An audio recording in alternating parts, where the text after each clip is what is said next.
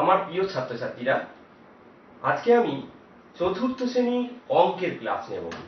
তাই চতুর্থ শ্রেণীতে তোমরা যারা পড়ো, তোমাদের আমার গণিত বইয়ে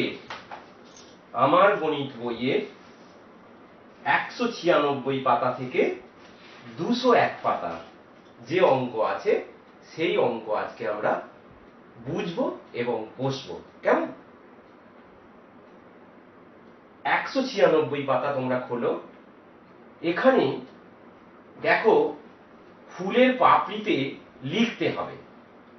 এখানে ফুলের পাপড়িতে লিখতে বলছে। তোমরা 2 এর নামতা, 3 এর নামতা, 5 এর 7 এর নামতা জানো, তাই এইগুলো তোমরা অনায়াসেই বসিয়ে নিতে পারবে। 2 1 2, 2 2 4, 2 3 6, 2 4 8, 2 5 10, 2 6 12, 2 7 14, এরকম ভাবে তোমরা করে নিতে পারবে এইগুলো। এসো আজকে আমরা একটা নতুন অঙ্ক শিখব। সেই অঙ্কটা হচ্ছে মৌলিক উৎপাদকে বিশ্লেষণ। 2 নম্বর শিখব উৎপাদকে বিশ্লেষণ করে গুণ, এবং 3 নম্বর শিখব উৎপাদকে বিশ্লেষণ করে ভাগ। এসো আমি প্রথমে মৌলিক উৎপাদকে বিশ্লেষণ এটা কি এবং কিভাবে করতে হয় সেটা আমরা আজকে শিখব। তোমরা জানো যে 4 কে ভাঙা যায় 2 গুণিতক 2, 6 কে ভাঙা যায় 2 গুণিতক 3। কেমন?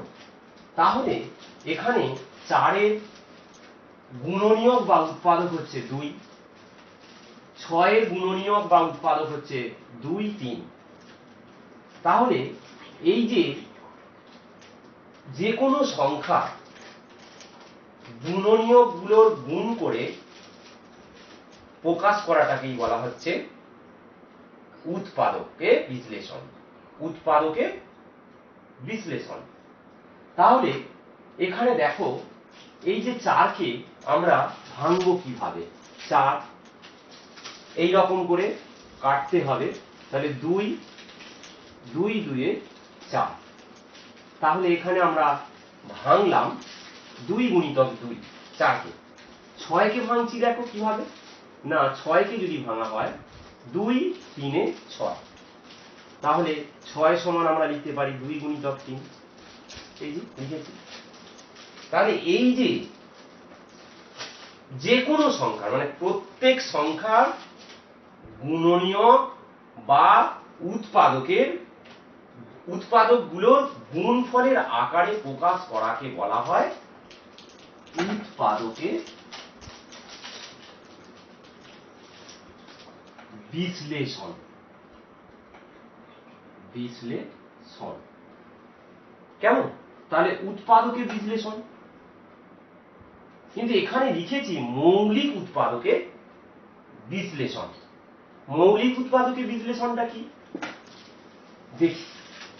তাহলে আমরা উৎপাদকে বিশ্লেষণটা জানলাম। মনে করো একটা সংখ্যা নিচ্ছি 30।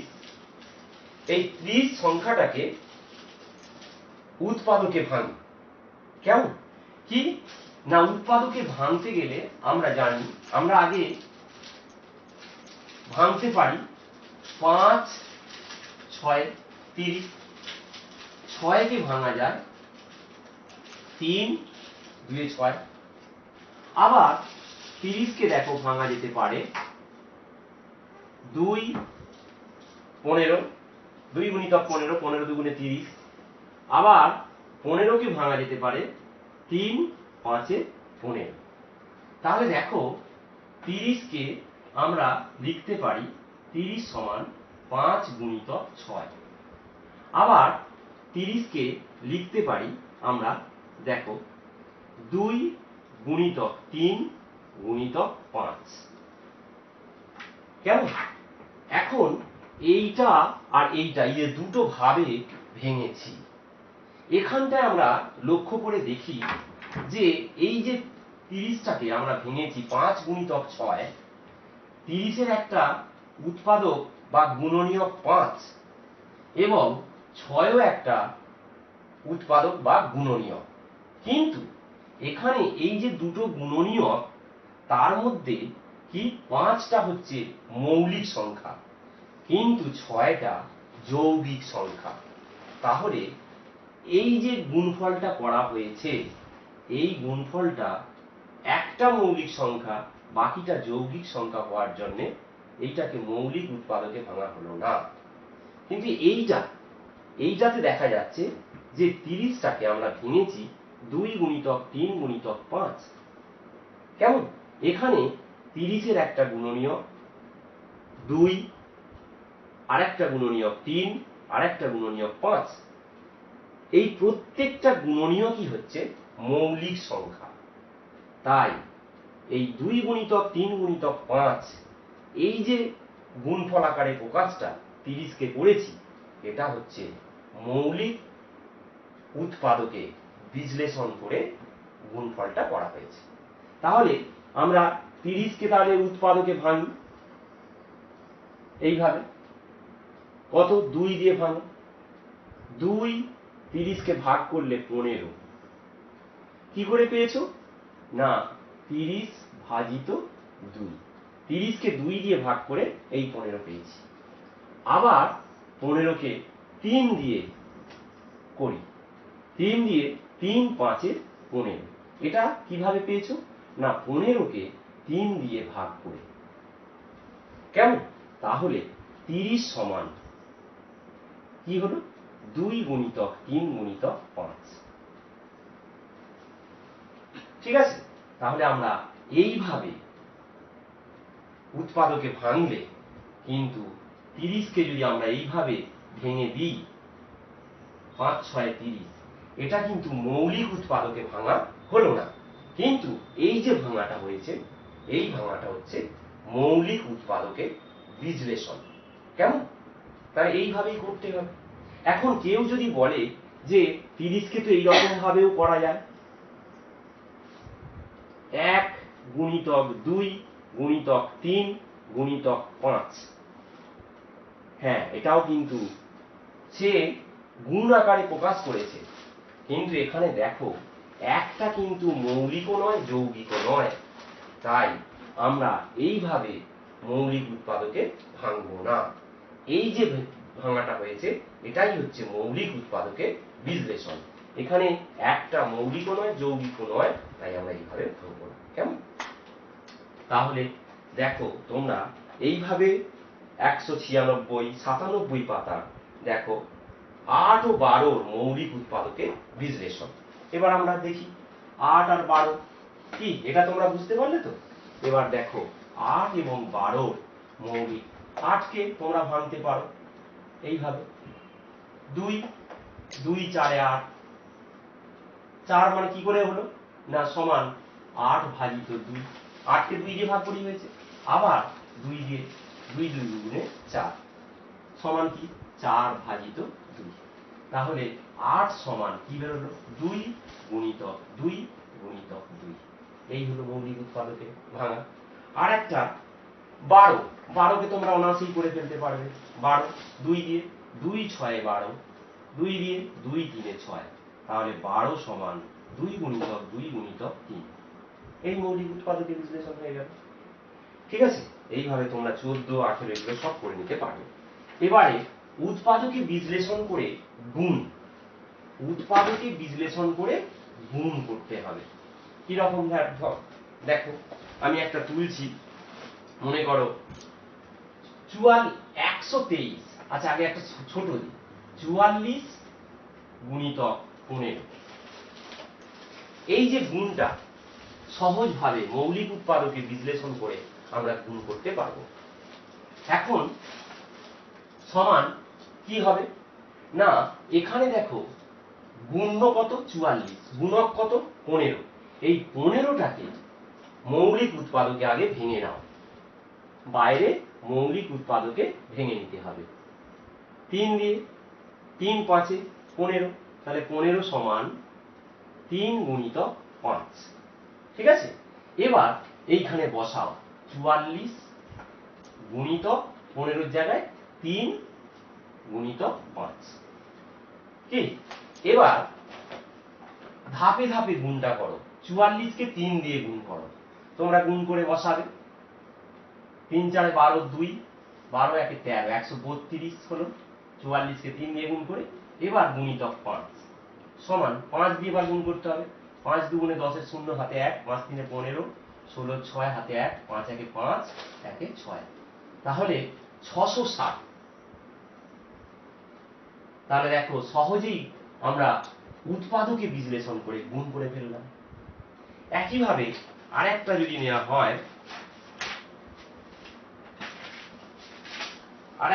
নেওয়া হয়, মনে করো 123কে 12 দিয়ে গুণ করতে হবে।